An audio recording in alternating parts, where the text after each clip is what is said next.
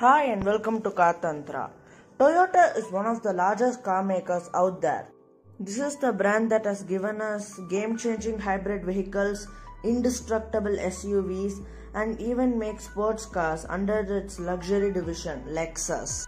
Even though Toyota makes luxury vehicles, it is mostly known for its affordable and reliable cars. So why in India we only get a fraction of these models? In Indian car market, affordable cars sell in huge numbers just like any part of the world. In India, Toyota is mostly known for its Fortuner, Innova and the Camry hybrid. These cars are of course not affordable vehicles. Toyota has tried to make models where it did not have presence earlier like the Etios Leva, Etios and the Etios Cross. But these cars didn't attract buyers because the owners felt that the quality wasn't that good and it didn't feel quite Toyota enough. And the features couldn't be compared to the cars that are best in its segment.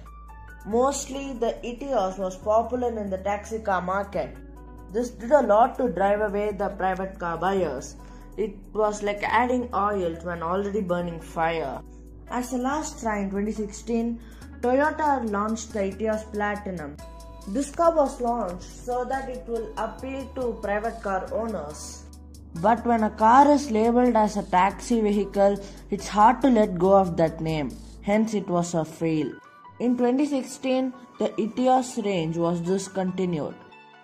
Just like any car maker, Toyota wants more customers into their showrooms. Sure, Toyota's strong sellers are Fortuner and Innova, but most of these customers are repeated Toyota buyers. Hence, to get a wider range of customers, Toyota launched the Yaris in the affordable sedan segment. But like the Etios, the Yaris wasn't a great success to Toyota. Sure, it was well loaded, but it was one of the priciest car in its segment compared to the Ciaz or the City. Hence, the Yaris was discontinued this year. Making any car was no easy task. So, Toyota played it safe by rebadging a car that was pretty popular in the Indian market. This is the place where the Glanza and the Urban Cruiser come into the picture. Let's take the Glanza for example. It brings up about 2000 monthly sales to Toyota. Most of these buyers are first-time Toyota owners. So, if Toyota didn't rebadge the Baleno to make the Glanza, they wouldn't have simply gotten these customers into their showrooms. These Toyota Suzuki rebadged versions are not only happening in India, it's happening worldwide. For example, the Toyota RAV4 is rebadged as the Suzuki A-Cross in Europe, and the Suzuki Sways is just a rebadged version of the Corolla. There's also a possible chance that Suzuki could launch the rebadged version of the Corolla here in India. But I'm not sure whether it will happen or not. But Toyota will launch the rebadged version of the Ciaz called the Toyota Belta. It will be launched in late 2021 or early 2022.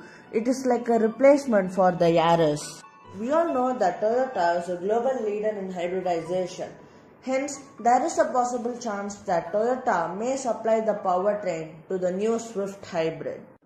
So, during this partnership, both the brands are benefited with one another's strong talking points. So, why should you buy a Glanza over the Baleno or the Urban Cruiser over the Brezza? Well, in certain cases, you get the same car from Toyota but with a better price and a better warranty package. Even the brand and exclusivity plays a major role in the sales. You'll see more of the Vitara Brezzas compared to the Urban Cruisers. So the customers may choose the Toyota version because they might want to earn something rarer. So these are the reasons why the Toyota-Suzuki partnership is taking place. I hope you liked the video. Thanks for watching.